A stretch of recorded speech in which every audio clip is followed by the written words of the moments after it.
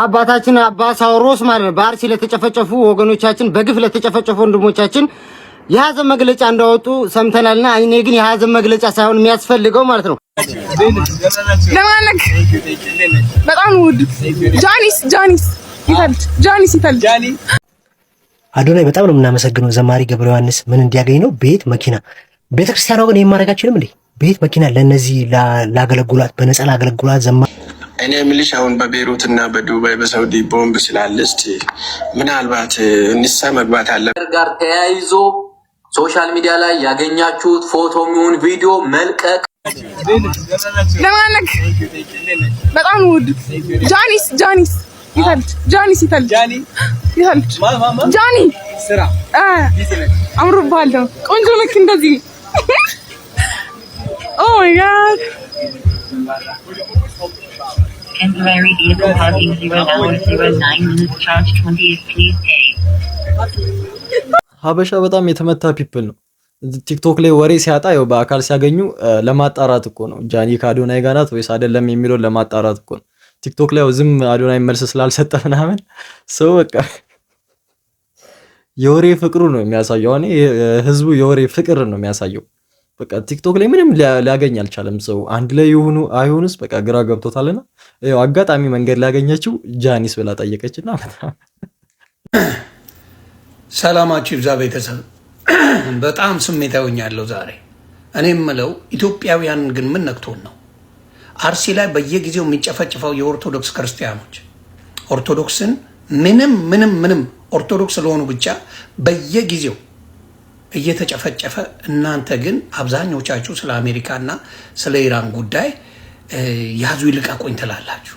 ህሊና ግን አላችሁ? ኢትዮጵያ ላይ ንጹሃን መኖር የለባቸው? ኦርቶዶክስ ስለሆኑ ብቻ በየጊዜው በዚህ መንግስት መገደል አለባቸው፣ መጨፍጨፍ አለባቸው? ይህንን ነገር ሺህ ጊዜ ተደርጎ የለ? ሌላው ምንድን ነው? ስለ ትዝታው ሳሙኤል ብለው ፖለቲካ ሊጀምረው አሉ። እሱ ያለው አሜሪካን ሀገር፣ እሱ የገባው አሜሪካን ሀገር። እናንተ ለማስደሰት ብለው እዛ ያልሆነ ነገር ሲሏችሁ ባንኩ ታግዷል፣ ምኑ ታግዷል፣ ኢትዮጵያ ይኖራል እንዴ? እሱ አሜሪካን የሚኖር ሰው ኢትዮጵያ ውስጥ ባንክ ላይ ታግዶበታል እያላችሁ ያዙ ልቀቁኝ ስትሉ አይቼ በጣም ነው የገረመኝ።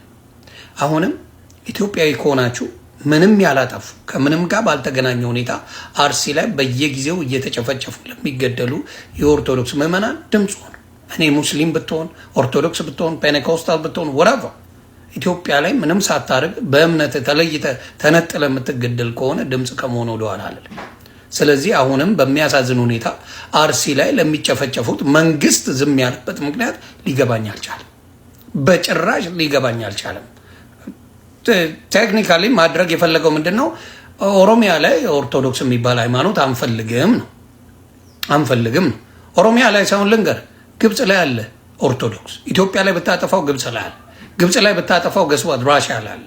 ራሽያ ላይ ብታጠፋ ሩማንያ አለ። አርሜኒያን አሉ፣ ህንዶች አሉ። ኦርቶዶክስን ማጥፋት አይቻልም። የማይም መንገድ ሄዳችሁ የማይረባ ፖለቲካ ይዛችሁ ፖለቲካን ከሃይማኖት ጋር ቀላቅላችሁ ባለጊዜንም ብላችሁ ኦርቶዶክስን ለማጥፋት የምትሞክሩ መሀይማን ይህን ነገር ብታስተካክሉ ጥሩ ነው። ፍትህ አርሲ ላይ በየጊዜው ለሚጨፈጨፉ ኦርቶዶክሶች ፍትህ እላለሁ። ሰላማችሁ ይብዛል። እውነት ነው፣ ፍትህ ያስፈልጋቸዋል። ደግሞ ኦርቶዶክስን ማጥፋት አይቻልም። ያው እንዳላችሁ ነው፣ በየቦታው ነው ኦርቶዶክስ ያሉና በቃ ይሄን ሐሳብ ከአይምሯቸው ማውጣት አለባቸው። ኦርቶዶክስን ለማጥፋት የሚሞክሩ ከአይምሯቸው ማውጣት አለባቸው። በየሀገራት ዓለም ላይ እኮ ነው ያለው ኦርቶዶክስና መጥፋት በቃ ጭራሽ አይጠፋም። ስለዚህ በቃ ይሄን ሐሳብ ከአይምሯችሁ አውጡት። እናም ለአርሲ ላይ ለሚገደሉ ንጹሃን ደግሞ ፍትህ ያስፈልጋቸዋል። አባታችን አባ ሳውሮስ ማለት ነው በአርሲ ለተጨፈጨፉ ወገኖቻችን በግፍ ለተጨፈጨፉ ወንድሞቻችን የሐዘን መግለጫ እንዳወጡ ሰምተናልና እኔ ግን የሐዘን መግለጫ ሳይሆን የሚያስፈልገው ማለት ነው እርግጫ ነው ባይነኝ። እግዚአብሔርን እምላችሁ ይሄ አሁን ምናነባበት ምናለቃቀስበት መንግስትን ምንማጸንበት ነገር ምናምን ይበቃል። ገብቷችኋል?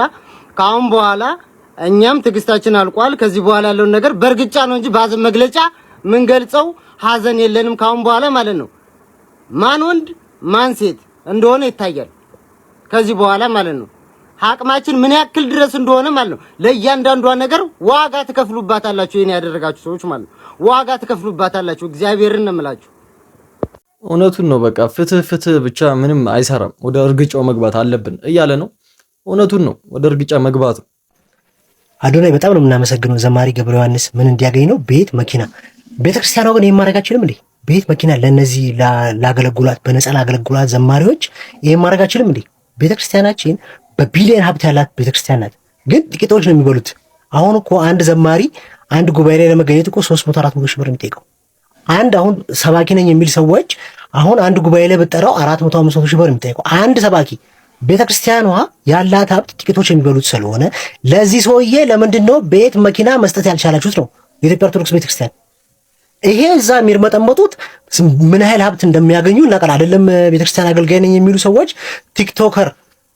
ቲክቶከር እንኳን ወይም ዩቲዩበር ቤተክርስቲያን ላይ ጠርታችሁ ጉባኤ ላይ ጠርታችሁ 200-300 ሺህ የምትሰጡ ሰዎች ይሄንን ሰውዬ የክብር ጉዳይ ነው ባይዘው ኦርቶዶክሳውያን ሁሉ ኮፒ ሊንክ ሼር አድርግላቸው ለቤተክርስቲያን እንዲደርስ ነው የምፈልገው።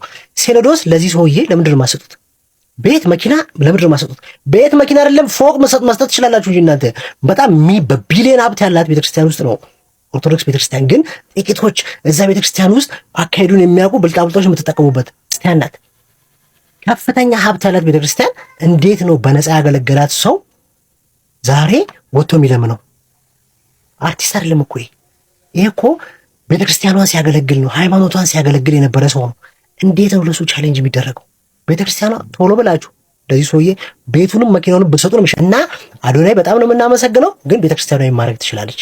ቤተክርስቲያኗ ቶሎ ብላችሁ ለዚህ ሰውዬ ቤት ለዘማሪ ገብረ ዮሐንስ ቶሎ ብላችሁ ቤቱንም መኪናውንም በሰጡ ይሻላል። በነፃ ያገለገለ የእግዚአብሔር ሰው ነው። አሁን ብልጣብልጦች አንድ ጉባኤ ላይ ስጠራቸው 400-500 ሺህ ብር የሚጠሩት እውነት ነው። እኔም በትናንትና ቪዲዮ ላይ እንደዚህ ተናግሬ ነበረ።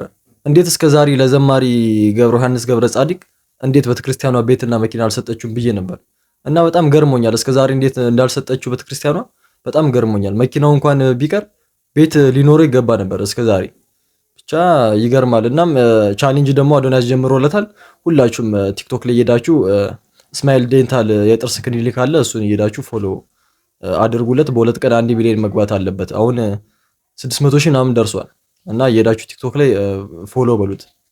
አሁን ከምሽቱ 6 ሰዓት ተኩል አካባቢ ነው በዩናይትድ አረብ ኤምሬት በተደጋጋሚ በስልካችን ላይ መንግስት የማስጠንቀቂያ መልእክት እየላከ ነውና ከቤት እንዳትወጡ፣ የህንፃዎቹ መስኮትና የህንፃው ውጭኛው ክፍል ላይ አትሆኑ፣ ወደ ህንፃዎች ግቡ፣ ወደ ማለት ተሻለ መጠለያ ወዳለባቸው ወደ ግራውንድ ካለ ወደ ግራውንድ ከሌለ ደግሞ ወደ ህንፃ ግቡ፣ ወደ መጠለያ ግቡ እያለ ስለሆነ መንግስት በተደጋጋሚ መልእክት እየላከ ነውና ይህንን መልእክት ወስዳችሁ ሁላችሁም ወደ መጠለያ መንግስት እየላከ ባለው ማስጠንቀቂያ መሰረት ራሳችሁን ከአደጋ እንድታድኑ ነው። ምናልባት ወደዚህ አካባቢ እየተተኮሰ ያለው ሚሳኤሎች እና ጥይቶች ስላሉ ለዚህ ለአደጋው እንዳትገለጡ በሚል ነው። እንግዲህ እግዚአብሔር ሁላችንም ይጠብቀን፣ ፈጣሪ ሁላችንም ይጠብቀን። ይህንን ጊዜ ከእግዚአብሔር ጋርና ከፈጣሪያችሁ ጋር ጸሎት በማድረግ ነው ማለፍ የምትችሉና የምንችለው ብዬ አስባለሁ። ሰላም አምሹ። ፈጣሪ ጠብቃችሁ። በደንብ ጥንቃቄ አድርጉ። አረብ ሀገራት ላይ የምትገኙ ኢትዮጵያውያኖች በደንብ ጥንቃቄ አድርጉ። ሀኒ እንዴት ነሽ? ደህና ነሽ ወይ? የኔ ቆንጆ ሁሉ ሰላም ነው? የ7 ዓመት ፍቅረኛ እንዴት ነሽ? እኔ የምልሽ አሁን በቤይሩት እና በዱባይ በሳውዲ ቦምብ ስላለ እስቲ ምናልባት ንሳ መግባት አለብሽ በመጀመሪያ። ሁለተኛ ደግሞ ገንዘብሽ የት ነው ያለው? ምናልባት እንግዲህ ያለሽ ገንዘብሽ ያለበትን ቦታ ማወቅ ስላለብኝ ነው። እንደ አጋጣሚ ከተሸኛችሁ ምናልባት ማለት መጀመሪያ ንሳ መግባት አለብሽ። ሁለተኛ ደግሞ ገንዘብሽ ያለበትን ደግሞ ለእኔ መንገር አለብሽ። እሺ ይመችሽ። የታለም እንዴ ሰው በጣም ተጨካክኗል። እዛ ጦርነት ውስጥ ሆና እሱ እዚህ ጋር ብሩ ነው የሚያሳስበው። ከጸሎት ከማድረግ ይልቅ ብር ሼት ነው ያለው እያለ ይጠይቃል። በጣም ጊዜው ከፍቷል። በጣም በማንነታቸው ብቻ እየተለዩ የሚገደሉ ወገኖቻችን በአስቸኳይ ፍትህ ሊያገኙ ይገባል ሲል አርቲስት ቴዲ አፍሮ አስታወቀ። ተወዳጁ ድምፃዊ ቴዎድሮስ ካሳሁን ቴዲ አፍሮ የ130ኛው የአድዋ ድል በዓልን አስመልክቶ በሶሻል ሚዲያ ባስተላለፈው መልእክት በሀገራችን እየተከሰቱ ያሉትን አሳዛኝ ሁኔታዎች ልናስታውስ ይገባል ሲል አሳስቧል።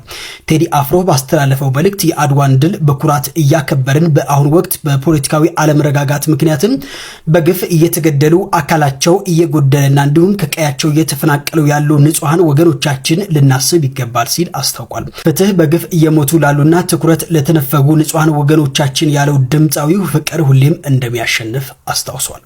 እውነት ነው፣ ፍትህ ያስፈልጋል። በየቀኑ አርሲ ላይ ሞት አለና ዝም ሊባል አይገባም። ይሄ ጉዳይ ቆርጣችሁ አድርሱላቸው። ይሄ ሪል ስቴት እያላችሁ በየቦታው የምትሰክሱት የአራድዬ ልጅ ኮንክ ለአዶናይ ቤት ሰጠ። ሪል ስቴት ሰማይ እንዲጠቅስ ማድረግ አለብህ። የራሱ እንኳን ቤት የለውም አዶናይ። ቻሌንጅ እንጀምርለት። ተከራይቶ እንደሚኖር ተናግሯል። አዶናይ ተከራይቶ ነው የሚኖረው።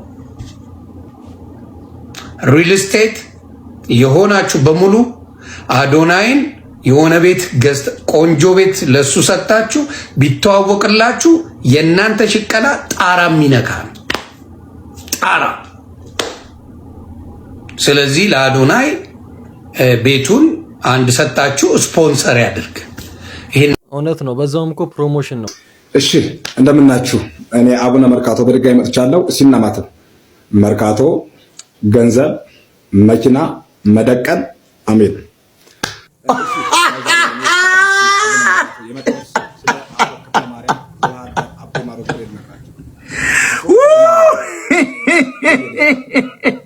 እንዴ ገረዳ ማረጫቱበት ጎበዝ አራሻራርገው ሰው ይስማው።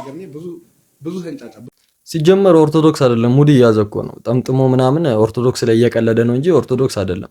ጋር ተያይዞ ሶሻል ሚዲያ ላይ ያገኛችሁት ፎቶ የሚሆን ቪዲዮ መልቀቅ፣ ፖስት ማድረግ፣ ማውራት፣ ሚዲያ ላይ ወጥቶ እንደሚያቅሰው ቦታው ላይ እንደነበረ ሰው መናገር አይቻልም። ዝም አይነቅዝም ተብሏል። ኦኬ፣ እዚህ ይሄን ላችሁ ነው የመጣሁት። እንግዲህ በድጋሚ አንድ ላንብብላችሁ ከፈለጋችሁ፣ ሪከርድ አድርጋችሁ መያዝ ከፈለጋችሁና መልቀቅ ከፈለጋችሁ አሁንም ላልሰሙ ሰዎች እንዲሰሙ ነው። አስቸኳይ ማስጠንቀቂያ በኤምሬትስ ስለምትኖሩ እንዲሁም በኩዌት፣ በኳታር፣ በሊብናን፣ በባህሬን፣ በሳዑዲ የምትኖሩ በመላው የአረብ ሀገራት የምትኖሩ ኢትዮጵያውያን በሙሉ በአሁኑ ወቅት በቀጠናው ካለው የጸጥታ ሁኔታ ጋር ተያይዞ በማህበራዊ ሚዲያ አጠቃቀም ላይ እጅግ ጥብቅ የሆነ መመሪያና ማስጠንቀቂያ እያወጡ ነው። የሁሉም ሀገር መንግስታት ማለት ነው። ራሳችሁን ከከባድ የህግ ተጠያቂነትና ከእስር ለመጠበቅ የሚከተሉትን ነጥቦች በአንክሮ ተከታተሉ። አንደኛ፣ ሐሰተኛ ወሬዎች በፍጹም አትልቀቁ። ምንጩ ያልተረጋገጠ መረጃ፣ ግምታዊ ወሬ፣ ቪዲዮ ወይም ፎቶ በማህበራዊ ሚዲያ ላይ በቲክቶክ፣ በፌስቡክ፣ በዩቲዩብ እንዲሁም በሌሎች የሶሻል ሚዲያ ፕላትፎርሞች ላይ መለጠፍ በጥብቅ የተከለከለ ነው። እሱ ብቻ አይደለም፣ ያያችሁትን መረጃ ሪፖስት ወይም ሼር ማድረግ በህግ ያስቀጣል። መረጃውን የፈጠራችሁት እናንተ ባትሆኑም እንኳን ምንጩ ያልታወቀን ወሬ ወይም ቪዲዮ በገጻችሁ ላይ መልሳችሁ ካጋራችሁ ወይም ሪፖስት ካደረጋችሁ እንደ ወንጀለኛ ተቆጥራችሁ በህግ ትጠየቃላችሁ። ፎቶና ቪዲዮ አትቅረጹ። በማንኛውም የድንገተኛ አደጋ ወይም የጸጥታ እንቅስቃሴ ባለበት ቦታ ላይ ተገኝቶ ፎቶ ማንሳት ወይም መቅረጽ ፍጹም የተከለከለ ነው። መረጃን ከመንግስት ብቻ ስሙ። ማንኛውም ወቅታዊ መረጃ ከምትኖሩበት ሀገር መንግስት ኦፊሻላዊ የዜና ምንጮች ብቻ ተከታተሉ። በኋላ አላወቅኩም ነበር ወይም ሰው ሲለቀው አይቼ ነው የሚል ምክንያት በህግ ፊት ተቀባይነት የለውም። መረጃ ማጋራት ኃላፊነት ነው። ያልተረጋገጠ ወሬ ማሰራጨት ግን በሁሉም የአረብ ሀገራት ህግ ከባድ ወንጀል ነው። ይህንን ልላችሁ ነው የመጣሁት። እህት ወንድሞቼ ራሳችሁን ጠብቁ። ፈጣሪ ከእናንተ ጋር ይሁን። ስለተከታተላችሁኝ አመሰግናለሁ። መልካም ጊዜ።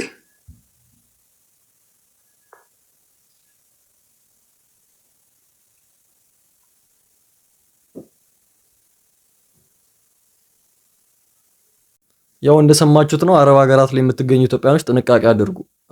ቲክቶክ ላይ ምናምን ቪዲዮ አትልቀቁ። የሌለ ነገር ምናምን አታወሩ። ብቻ ጥንቃቄ አድርጉ። ፋሚሊ የዛሬ ቪዲዮአችን ይሄን ይመስል ነበር። እንደወደዳችሁ ተስፋ አደርጋለሁ። በቀጣይ ቪዲዮ እስከማገኛችሁ ሁላችሁም በያላችሁበት ሰላማችሁ ብዝት ይበል። ይመቻችሁ።